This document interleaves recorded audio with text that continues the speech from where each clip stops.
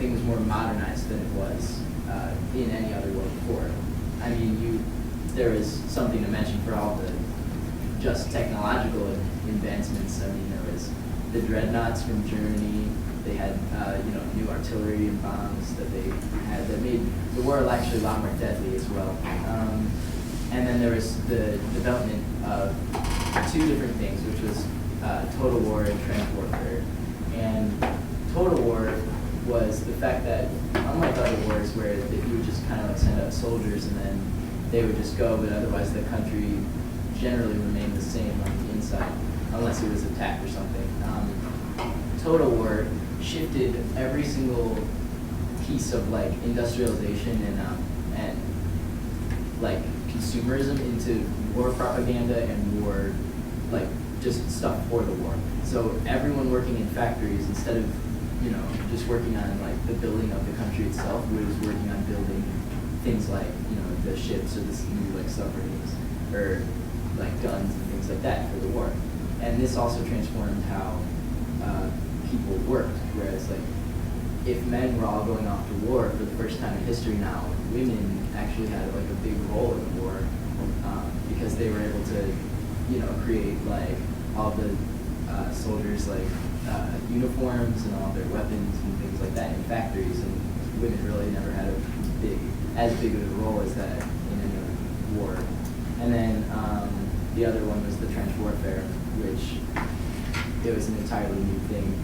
Like usually in other wars you would just kind of run at each other with guns and shoot or with swords, but now they kind of what they thought was a more strategic approach with the hiding in trenches, but it really just caused the big stalemate on the Western Front. So that was another thing that was very different, and the loss of lives was bigger than any war before.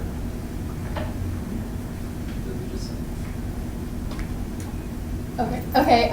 One add-on that I just wanted to make to that was part of the trench warfare and the whole new kind of warfare was that the war was fought on two different fronts. So it wasn't just at one location and they handled the battles one at a time. There were several going on at different locations, and there were members of the army from all different countries fighting together for the same cause.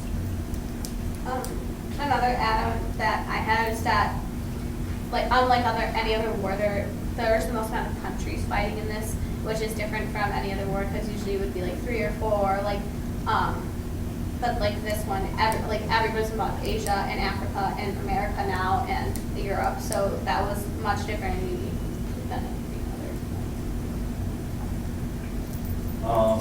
Another an add-on for the whole total war thing of the war strategies board and the war materials board and all the other boards that were developed across the countries, how each one tackled the solution to how to keep industry running and keep materials flowing to the front. And each country tackled it in a slightly different way, but they were all mostly like totalitarian in origin and how they kind of ended up becoming. And also in Germany, you had the advent of daylight savings time. You can thank Kaiser Wilhelm for losing a hour of sleep Sunday. Oh, we're just saying. Okay. Yeah, I had a small. We'll just. I'm not gonna call on. Oh, okay. I had a small add-on to add. Early wars, like the 100 Years' War, 30 Years' War, they dragged on and on because no nation was capable of delivering a knockout punch. And so this war different than that because of, like kind of said, modernization and more advanced weaponry. That was clever. Sorry, go ahead. Unlike a lot of previous wars, they started using chemical warfare, and they're trying to find non-conventional ways to kill people, pretty much. Anything else that's different about this war? What about like conscription, right? We've never had to force men to go fight on the front lines like we have to for this war. Right, yeah. Right, in such mass It quantities. was another aspect of the total war because instead of, like usually, I mean, you might have a draft that you have to go, but otherwise it was just like if you decided to be a soldier, you could be a soldier of the war, but this time, for example, like Russia, just sending every single peasant that they possibly could to the war. It just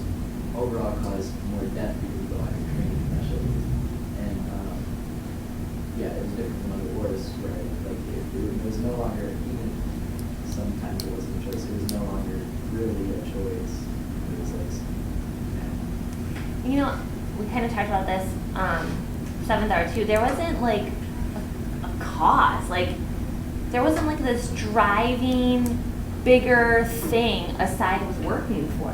Do you know what I mean? Like, in past wars, it was to preserve your religious freedom or to gain control over like in land. World War II, there was a need that Germany wanted, but in this one there is none. But in World War One, It's is like a there? bunch of toddlers got Countries are really just kind of angry. bored.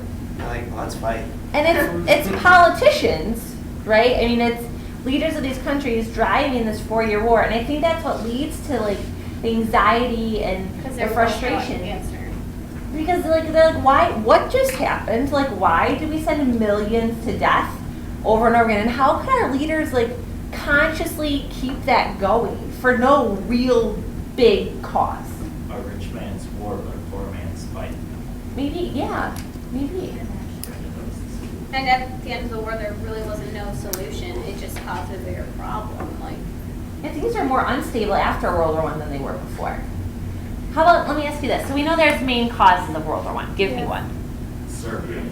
Like world a, imperialism. an ism, like a main cause. Nationalism. Nationalism, militarism, Alliances. alliances, assassination, there's one with an I. Imperialism. Imperialism. So out of those 5, what would you say is the main cause of the war? Imperialism. Which one trumps all of the other ones? Alliances. Okay, tell me why. Let's hash this out. What do we think? Alliances. Why? Yeah, I'm with you. Oh, Why alliances? Well, because, I mean, you could argue like nationalism, imperialism, you know, to an extent, but overall, the war would have never happened if it hadn't been for the creation of the Triple Entente and the Triple Alliance, because, you know, with the differing, like, strains on their alliances and also the strain on Germany as a whole that, the Triple Alliance had, like the war on two fronts type deal, like, because of this power, like, not sort of power struggle, but power, like, the other countries know that Germany is going to be a problem, and so they kind of, like, don't like that. And just, it was kind of that, like, unsaid strain, and then the war that started in the Ottoman Empire in Austria kind of just set the spark with Franz Ferdinand.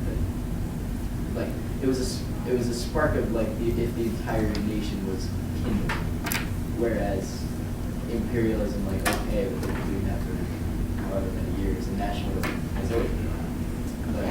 But there's those alliances. Going off of what Thomas said, I just the whole system of alliance type thing.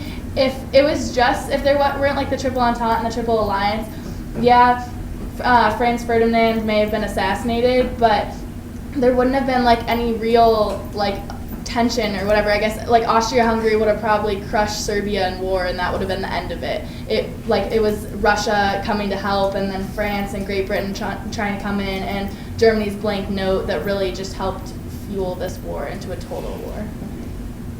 All right, I think it's imperialism because I believe imperialism is the cause and all the other isms are the effects of imperialism because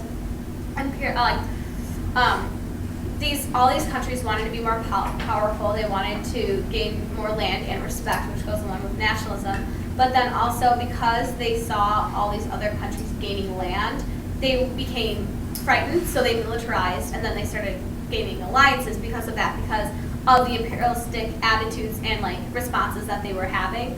And so I believe it's honestly the root of all the other things, and it was the biggest cause of World War I because of like everything that it allowed all those other isms to flourish because imperialism was like the food of it all. I'd like to take kind of a compromise of both of those. I think imperialism could have been what started it, and then after they saw all these people imperializing, that was kind of when those alliances started to form based on their view on imperialism, almost a lot like today with controversial topics we have like abortion and stuff, because you notice that separate groups form based on how they feel about those. So the alliances kind of formed because of their views on imperialism, which then caused the war. So I think it was kind of a progression instead of one thing over the other.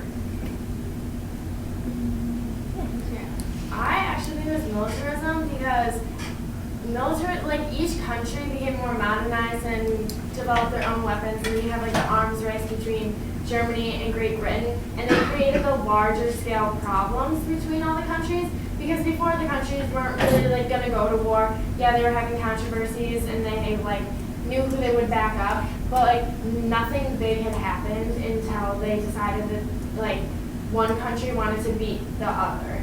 So it was like the buildup of military that kind of actually got them to fight. Okay, so kind of going back to how this war was different than your own, and also going off what started it and stuff. So at this time, since everything's a little bit more modern, there's a lot more media coverage of everything. So the manipulation of the media has kind of gotten people to kind of behave like zombies in color, kind of like 1984. Oh my god. Which was written during the age of anxiety, I'd like to point out. Go ahead. So it's kind of, because people don't have to, because there's, like, if there's just one leader and millions of people, they don't have to just obey that person. They can easily overtake them. But the people would have to kind of be swayed one way or another. And so with the manipulation of media, then you get like that nationalistic kind of viewpoint with all the other countries because they all believe something different, I guess. I gotta say, I find that it's both nationalism and the alliance Can't be, you system. need to pick one. It's the main cause. So nationalism. And I wanted to say kind of both because the alliance system under Bismarck, Bismarck's alliance system, which kind of had all of Europe except France united together, and so that kept the peace. But once Wilhelm II came in and kicked out Bismarck, that's where the nationalism came into play for Prussia and Germany, as they didn't want to interact with Russia. Because they didn't like Russia because of the nationalistic standpoints between the two of them.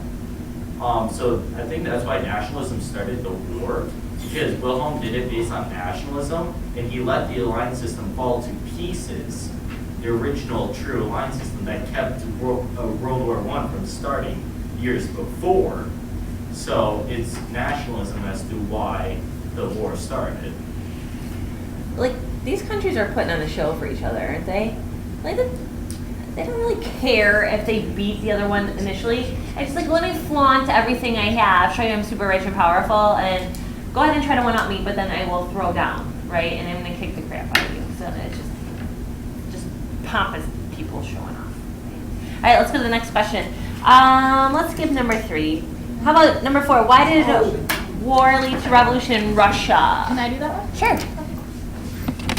Go ahead. All right, so it starts when the Tsar is kind of overthrown. There's some tension going on. People don't want to stay in the war in Russia. And this provisional government under Kerensky is set up. And he promises rights and some reform. And these people are like, oh, this is awesome, great, we're going to get reform. This is finally what we wanted.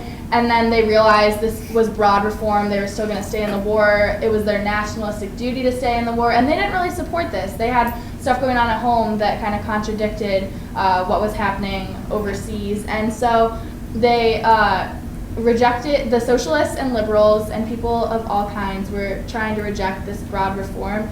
And the continuation of war was upsetting the civilians. So Lenin kind of saw this anarchy spirit, and he was like, all right, this is my chance. So Lenin and Trotsky, his war official, and his army, known as the Reds or the Bolsheviks, used war communism to overthrow the Russian whites or Mensheviks.